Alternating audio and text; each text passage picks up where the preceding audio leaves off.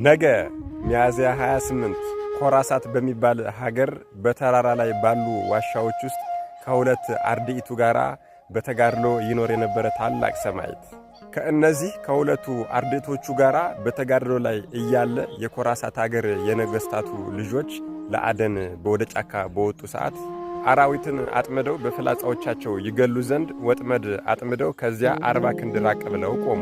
ያጠመዱት መረብም ምርኮ ያዘላቸውና ሄደው መረቡን በጠቀለሉት ጊዜ አውሬ ሳይሆን ይህንን ቅዱስ አባት ማቅ ለብሶ ጸጉሩ የረዘመ ሆኖ አገኙት። የንጉሱ ልጆችን ባዩት ጊዜ እጅጉን በጣም ፈሩ። አንተ ምንድነህ? ሰው ነህ ወይስ ሌላ ፍጥረት ነህ? አሉት። እርሱም በዚህ ተራራ ውስጥ ከሁለት ወዳጆች ጋር የምኖር ለሕያው እግዚአብሔር ለኢየሱስ ክርስቶስ የምሰግድ ባሪያ አገልጋይ ነኝ አላቸው። እነርሱም ከእሳትና ከፀሐይ በቀር ሌላ አምላክ የለም፣ እንዳንገድል ከፈለክ ቶሎ ሰዋላቸው አሉት። እርሱም እሳትና ፀሐይ የተፈጠሩ ናቸው፣ ተሳስታችኋል። ነገር ግን እነርሱንና ሌሎችን ፍጥረቶችን በፈጠረ በሕያው አምላክ በኢየሱስ ክርስቶስ ስም ታምኑ ዘንድ እኔ እለምናችኋለሁ አላቸው። በዚህን ጊዜ እነዚያ የንጉሥ ልጆችና ተከታዮቻቸው ቅዱሱንና ሁለቱን አገልጋዮቹን እያሰቃዩ ወስደው ከንጉሡ ፊት አቅርበዋቸዋል።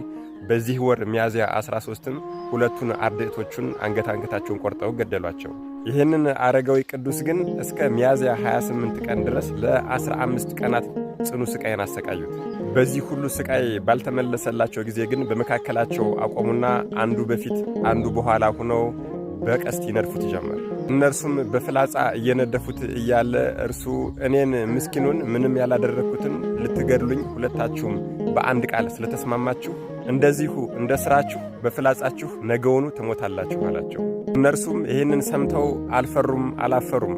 ሕይወቱ እስከምትወጣ ድረስ በቀስታቸው ወጉት፣ ነደፉት። ሚያዝያ 28 ቀንም ምስክር ሆኖ የሰማዕትነትን አክሊል ተቀበለ። በማግስቱም እንደ ልማዳቸው ለአደን ወጡ። የዱር አህያም አገኙ፣ ተከትለውም ቀስታቸውን አስፈነጠሩ። እግዚአብሔርም ፍላጻቸውን ወደ ልባቸው መለሰ። በግፍ የገደሉት አረጋዊ ቅዱስ እንደተናገረም በጻርና በጭንቅ ሞቱ። ይህ ሰማዕትነትን ከመቀበሉ በፊት እርሱ በሚኖርበት ተራራ ዞር ሲል በመንገድ ላይ የሞተ ሰው ተገኘና የአካባቢው ሰዎች አንተ ነህ የገደልከው ብለው አንዱን መነኩሴ አስጨንቀው ሲያሰቃዩት ደረሰ። ይሄ ቅዱስ አረጋዊም እጆቹን ዘርግቶ ቀና ብሎ ወደ ላይ ጸለየና ዝቅ ብሎ ወደ አስከሬኑ አንተ አስከሬን ማን የገደለህ ብሎ ጠየቀው።